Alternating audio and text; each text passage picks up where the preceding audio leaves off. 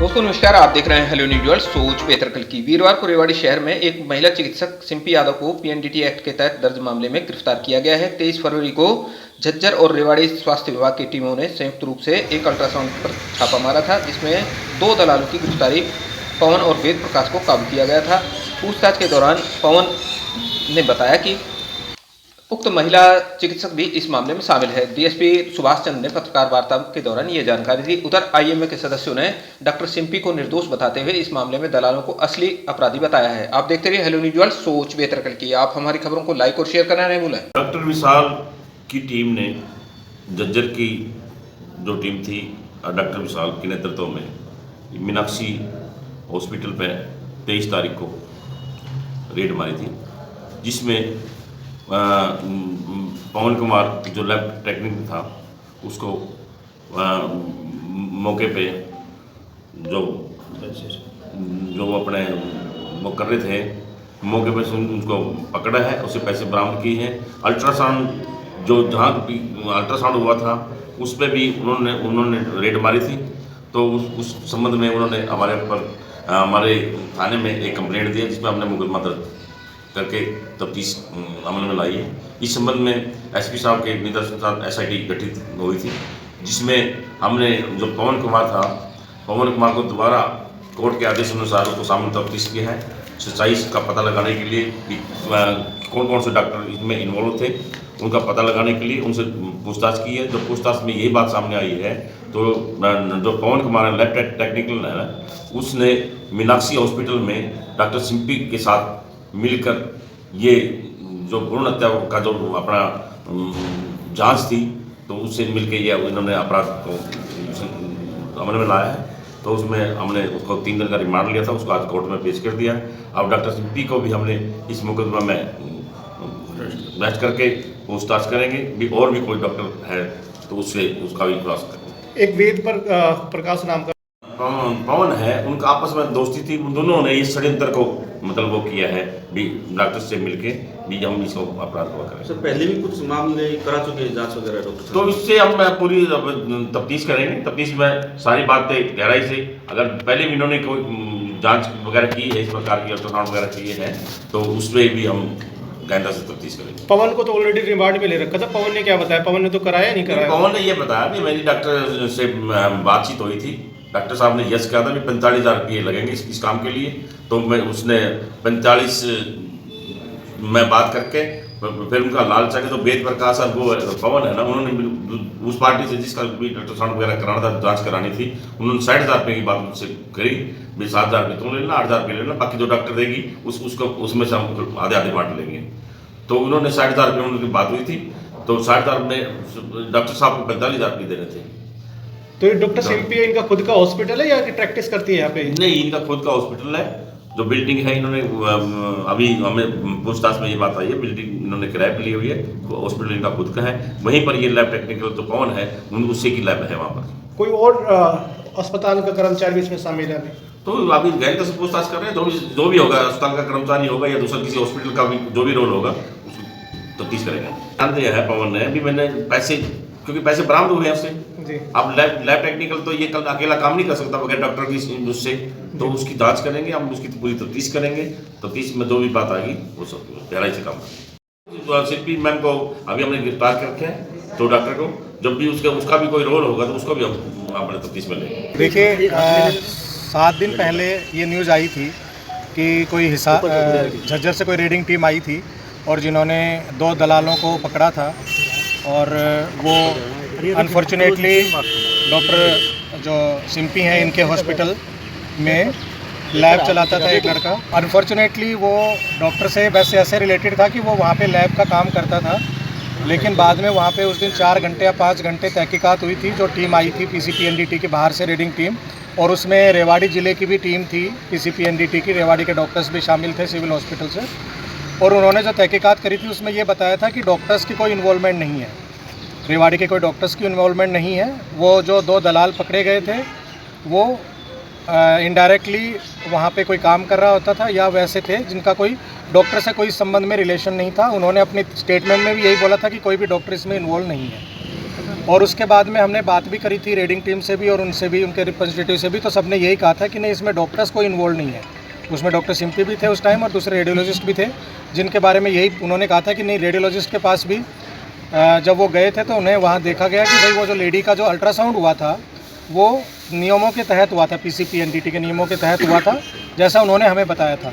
और उसके जो पैसे भी चार्ज किए गए थे वो नियम के अनुसार थे कि जितने उस पेशेंट के एक क्लिनिकल काम के लिए, अल्ट्रासाउंड के लिए जो लेवल 2 के अल्ट्रासाउंड होती है उसके लिए 2700 रुपये जो चार्ज करते हैं, जो डॉक्टर की रूटीन फीस है वही चार्ज की गई थी।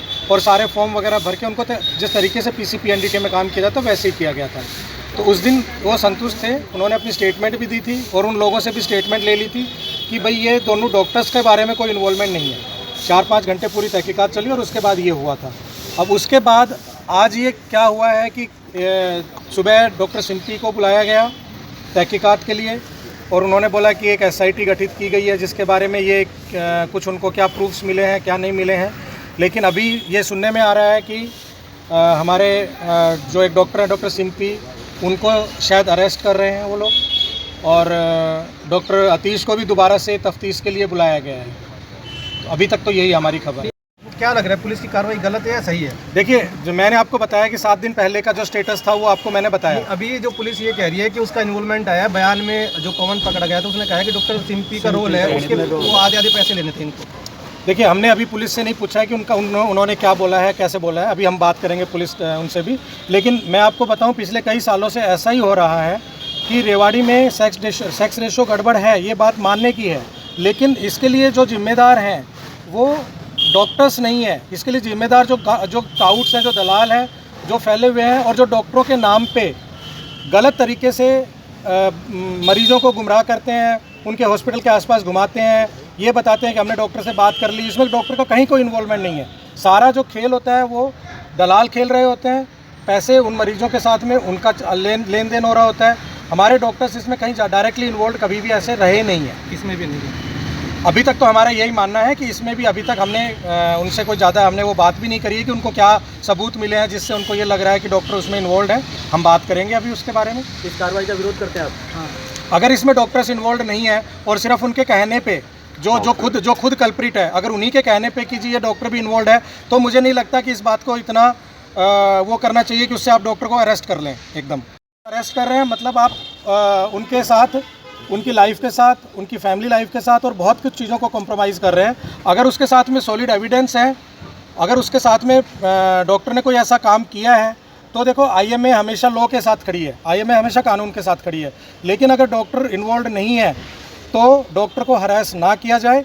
IMA हमेशा अपने डॉक्टर का साथ देगी अगर वो किसी भी इस तरह की कार्रवाई में शामिल नहीं है तो। पुलिस ने डॉक्टर्स को अरेस्ट किया है और दलाल हमेशा झूठ बोलते हैं, पैसे सारे वही खाते हैं।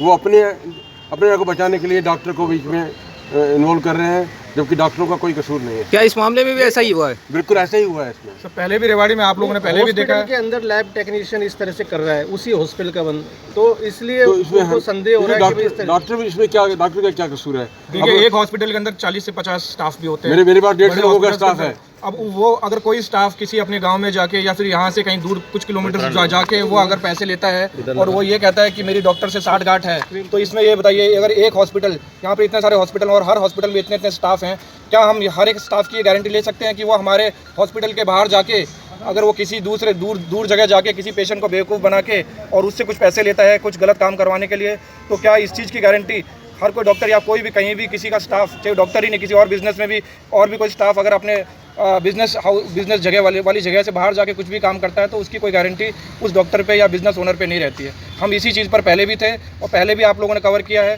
पहले भी रेवाड़ी में इस टाइप की घटनाएं हो चुकी हैं। पुराने अल्ट्रासाउंड सेंटरों पर भी ये सब चीज़ें हो चुकी हैं कि कोई दलाल ही पैसे लेकर झूठ मूठ पेशेंट को से पैसे लेके सिर्फ नॉर्मल अल्ट्रासाउंड कराने के बहाने उसको अल्ट्रासाउंड का लेकर आता है, अल्ट्रासाउंड सेंटर पे लेकर आता है और नॉर्मल फीस दे के उसका अल्ट्रासाउंड करवा लेता है और पेशेंट का रिलेटिव बन के वो ये डॉक्टर से बात करता है कि डॉक्टर साहब सारी चीज़ ठीक है कि नहीं, और फिर जाके बाहर पेशेंट को ये बताता है कि मेरी डॉक्टर साहब से ये बात हो गई है कि लड़का है कि लड़की है।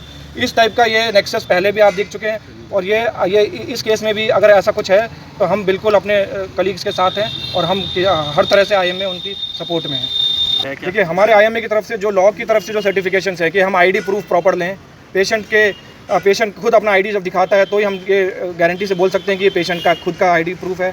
अगर वो किसी अपने हस्बैंड को यही बताता है कि ये मेरा हस्बैंड है और वो उसकी आईडी दे देता है, तो हमारे पास कोई और तरीका नहीं है ये पता करने के लिए कि सच्ची में जो उसके साथ आया है वो उसका हस्बैंड है या उसका रिलेटिव है। ये ऐसा कोई चीज़ नहीं। क्लाइंट रिजल्ट को लेके थी, रिजल्ट को लेके भ्रमित किया जाता है, तो नहीं, आपके पास देखिए कोई कम्युनिकेशन लाइन है? उसमें मैं बताता हूँ क्या है कि हर सेंटर पे पीसीपीएनडीटी एक्ट के तहत जहाँ भी अल्ट्रासाउंड होता है उसमें हर सेंटर पे पीसीपीएनडीटी एक्ट के तहत जो इन्फॉर्मेशन सरकार ने डिस्बर्स करनी होती है लोगों के लिए कि यहाँ पे सेक्स डिटर्मिनेशन नहीं होता है, आपसे लिखवाया भी जाता है।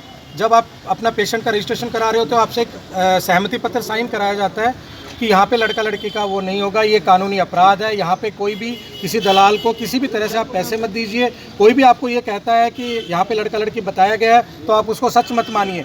हर हॉस्पिटल में, हर अल्ट्रासाउंड सेंटर में बड़े बड़े बोर्ड पे भी ये लिखा होता है, सबके लिए ये बिल्कुल तरीके से लिखा गया है। फिर भी अगर कोई भ्रमित होता है कोई मरीज़ कि वो कोई दलाल पहले से उसको भर के लाता है कि नहीं आपने ऐसा नहीं सोचना है और हम ऐसा करवा के दे देंगे, तो इसमें कोई डॉक्टर की तो कोई सलाह नहीं है। किसी डॉक्टर ने तो कभी नहीं बोला है, ना किसी मरीज़ को बोला है अंदर से जिसका अल्ट्रासाउंड हुआ है। तो फिर ये डॉक्टर के प्रति इस तरह से क्यों एक सरकार को कह रहे हैं? नीति बिल्कुल क्लियर है, वो किसी भी ऐसे डॉक्टर के साथ नहीं है जो सेक्स डिटर्मिनेशन करता है, और हम कभी भी उनके साथ नहीं खड़े होंगे। हम सिर्फ अपने हक की लड़ाई लड़ रहे हैं। इनोसेंट डॉक्टर्स को फंसाया जा रहा है, बेकार में किसी भी दलाल के कहने पे फंसाना ये बिल्कुल गलत है।